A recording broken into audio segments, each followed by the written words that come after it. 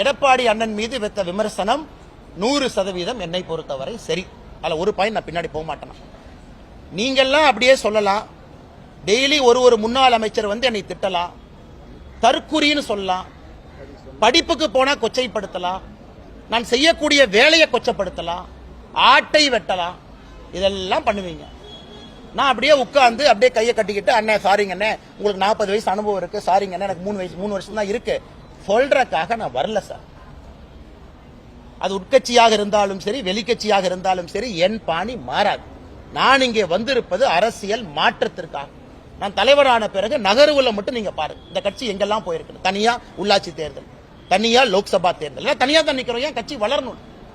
அதனால் எல்லா தலைவர்களுக்கும் மதிப்பளிக்கிற முக்கியமான மூத்த தலைவர்கள் அறிவுரை ஏத்துக்கிறாங்க. ஆனா சில விஷயத்துல நமக்குன்னு பாலிடிக்ஸ்ல ஓன் ஸ்டைல் இருக்கும். நம்ம எல்லாத்தையும் காப்பிடிக்க ஆரம்பிச்சோம்னா எந்த வழியில போறோம்னே தெரியாம இங்கே மாட்டிக்கும். அவர்களுடைய கையை காலை பிடிச்சு பதவிக்கு வந்தான் அண்ணன் எடப்பாடி பழனிசாமி அவர்கள் சொன்னாங்க. அப்ப இன்னைக்கு பேசக்கூடிய தலைவர்கள் எங்க போனாங்க? அந்த தலைவர்கள் பேசியிருக்கலாமே. கையை காலை பிடித்து வந்தான், என்னது வேலை செய்யாம உழைக்காம வந்தன. விடிய விடிய படிச்சது எனக்கு தெரியுமல்ல, விடிய விடிய பால் கறந்தது எனக்கு தெரியுமல்ல, விடிய விடிய எங்க அப்பாவோட மம்முட்டி பிடிச்ச கை இன்னும் காப்பு கச்சிருக்கு பாருங்க, 20 வருஷம் ஆனால் அது எனக்கு தெரியுமல்ல. அதனால இது அது கேட்கலாம் நான் வரல. பதில் சொன்னா பதிலடி இருக்கும். அப்படித்தான் பத்திரிகை நண்பர்கள்ட்ட நான் பிஹேவ் பண்றேன். கேள்வி கேட்டா பதில், எப்பாச்சும் நோ கமெண்ட், சாரி, பிளீஸ். ஆனா எனக்கு தவிர்க்க தெரியும், அது மக்களை ஏமாத்துற வேலை.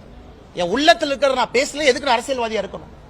Sorry, no comment, next day பாத்துக்கலாம், சாரி நண்பரே. எப்ப நான் பேசியிருக்கேன்? எந்த கேள்வி எதை பற்றி கேட்டாலும் பதில் சொல்றேனே. அது தப்பா சரியா எனக்கு தெரியாது, நான் காலம் தான் முடிவு பண்ணணும். அதனால அண்ணன் எடப்பாடி பழனிசாமி அவர்கள் என்ன பேசினாங்க? அதிமுகவுடைய அமைச்சர்கள் கையா முய்யோ நேத்துல இருந்து கும்பிடுறாங்க, என் உருவமையை தொலை எரிக்கிறாங்க. அவங்கள எங்க போனாங்க இத்தனாலா? ஆபாசமா நீங்க பேசுவீங்க, நான் திரும்ப அதே பாணியில் நான் பேசினா கோவம் வந்துடும். ஏன் கோவம் வருது? சரி, 70 வயசு இருக்கக்கூடியவர் சொல்றாரு அரசியல் அனுபவம் எங்களுக்கு இருக்குன்னு ஜெயக்குமார் என்ன சொல்றாரு. 70 வயசு இருக்கக்கூடிய மனிதர் எடப்பாடி என்ன பேசின பேச்சு சரியா? 39 வயசு அண்ணாமலையை விடுங்க, 70 வயசு எடப்பாடி பழனிசாமி அவர்கள் பேசினது சரியா? அதுக்கு ஜெயக்குமார் என்ன விளக்கம் கொடுத்துரு. கையை காலை பிடிச்சு ஒரு தேசிய கட்சியினுடைய மாநில தலைவர் எப்படி நான் பிஹேவ் பண்ணிட்டு இருக்கேன்? கையக்கால பிடிச்சு அப்படியே அரசியல் பண்ணிட்டு இருக்கேன். கர்நாடகால பிஜேபி அரசாக இருந்தாலும் உண்ணாவிரதம் நடக்குது. மத்திய பிரதேசனுடைய முதலமைச்சர் பிஜேபியை சார்ந்தாலும் ரிசீவ் பண்ண நான் போறதில்லை. தமிழகத்தை முதன்மைப்படுத்தி அரசியல் செய்து கொண்டிருக்கின்றேன் ஒரு தேசிய கட்சி. எதற்கு? தமிழக மக்களுக்கு அந்த அரசியலை விரும்புறாங்க, அதை எதிர்பார்க்கிறாங்க. காங்கிரஸ் போல நாமும் இருக்கக்கூடாதுன்னு நினைக்கிறாங்க.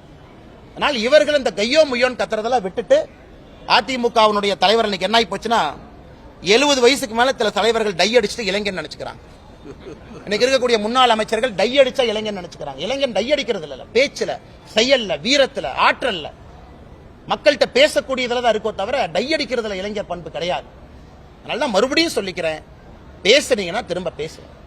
இன்னைக்கு இது போன்ற அநாகரிகமான அரசியல் நீங்க நினைச்சீங்கன்னா போறதுக்கு எனக்கு விருப்பம் கிடையாது. நான் இங்கே வந்திருப்பது மாற்றம். நல்ல விஷயத்தை பேசுவோம், வேலை வாய்ப்பை பத்தி பேசுவோம், நீர் மேலாண்மை பத்தி பேசுவோம், சட்டம் ஒழுங்கை பத்தி பேசுவோம். பேசுறதுக்கு என்னைய விடுங்க, அதுக்கு வாங்க போட்டி போட்டு பேசுவோம். உங்களுக்கு என்ன விஷன் ஃபார் தமிழ்நாடு, பிஜேபிக்கு என்ன விஷன் ஃபார் தமிழ்நாடு பேசுவோம், மக்கள் மன்றத்தில் வைப்போம். தமிழ்நாட்டில் எந்த ஆட்சி வந்தால் வேகமாக ஊழல் இல்லாத ஒரு சமுதாயத்தை உருவாக்குவோம். நீங்களும் சொல்லுங்க, நாங்களும் சொல்லுவோம், டிபேட்டுக்கு வருவோம். அதை விட்டுட்டு நான் பழைய பஞ்சாங்கத்தை தூங்கி 1960, 70, 80 பேசிட்டு இருக்கேன். அதனால் என்னை பொறுத்தவரை நியாயமா இருக்கணும்னு நினைக்கிறேங்கன்னா அந்த பக்கமும் அந்த நியாயமும் நேர்மை இருக்கணும். செய்திகளை உடனுக்குடனும் துல்லியமாகவும் தெரிந்து கொள்ள சப்ஸ்கிரைப் பண்ணுங்க.